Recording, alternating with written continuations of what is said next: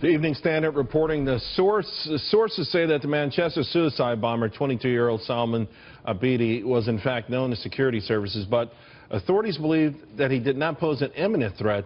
This on the heels of the Express reporting that nearly 3,500 potential terrorists are living in the United Kingdom right now. And this all raises the question, do we have the proper technology, resources, or even political will to prevent future terror attacks? Here to discuss, Ted Farnsworth, Paul Viollis, and Ned Ryan. Ned, I'll start with you first on the political will. Political correctness, we know, has created a quagmire that allows this stuff to fester. And at some point in the West, the United States and Europe, they're going to have to find a way to deal with that, aren't they? They are. I mean, Charles, you can have the world's best technology. You can have all the resources that you want to combat extremism. But if you are in defiance of common sense, all of that means nothing. And you look at some of these policies of not only immigration policy, but vetting policy, of tracking policy. Again, 3,500 people they suspect. On top of that, Charles, there are 400 people that they know have come back, who fought for ISIS, who are now back inside the United Kingdom. And I'm sitting here going, these are enemies of the state. Why are they living in the United Kingdom? Why aren't they living with the goats in caves back where they should be? And the other thing, too, that's in defiance of common sense, Charles, and Europe is going to have to figure this one out. If you are allowing hatred and violence to be preached on your soil, you are going to have to expel those ministers of hatred. And you cannot allow these people to be isolated anymore. I'm hearing reports that the Muslim community in Manchester is virtually isolated from the rest of British society. You know, my good buddy Raheem Kassam is coming out with a book this summer on no-go zones. If you allow no-go zones in Europe, you're going to see more of this continue, these acts of violence. Paul, Theresa May speaking, they're going to deploy armed forces there in place of police.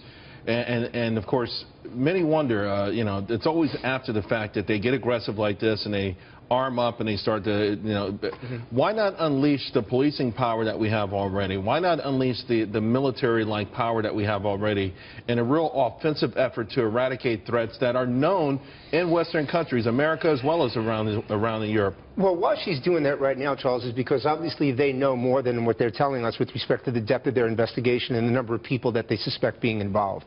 They also realize that there's a high probability that there'll be multiple attacks because of the intelligence that's coming in. So they're deploying that extra effort right now to make sure that is there a way to deploy it ahead of time? In other words, almost every time we get the same sort of scenario. Right. Massive terror attack, lots of innocent people are dead. Whoa, the person that committed it once was in, the authorities interviewed him once or twice or 3 times before. They knew this person was a question mark or a problem. Why not aggressive policing then?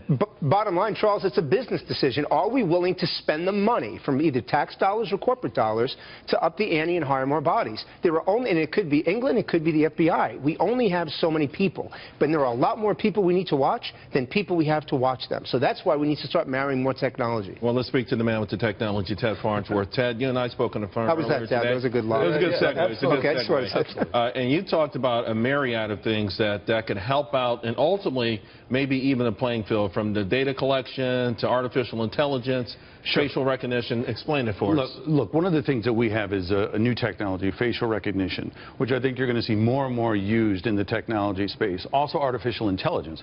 So as you combine those two intelligence right there together and you start combining billions and billions of pieces of data, because right now you're overloaded. All the governments are overloaded. They can't figure out who's doing what, but also it goes back to political correctness of what about your privacy? Facial recognition. London is known, and I'm not sure about Manchester, but we know they have a lot of closed-circuit television there. Correct. Could technology eventually be adapted so that there's facial recognition out there, and you can see somewhere near a venue, their face is stressed, or the face raises a red flag because they have been in police custody before, a person of interest before. Absolutely. And you can. Will this sort of give us a chance? Technology, is that a great way to have a chance to be able to combat this? Yes. And it will also pick it up ahead of time because you're watching these people come in. Like our facial technology will tell you right now, we'll be able to see people coming in. Good guy, bad guy. Separate the people. Now what you're going to deal with there is political correctness. What about the privacy of the people? But you'll know, though, from their facial expressions and the stress on their face. Against your databases. Real quick, Ned.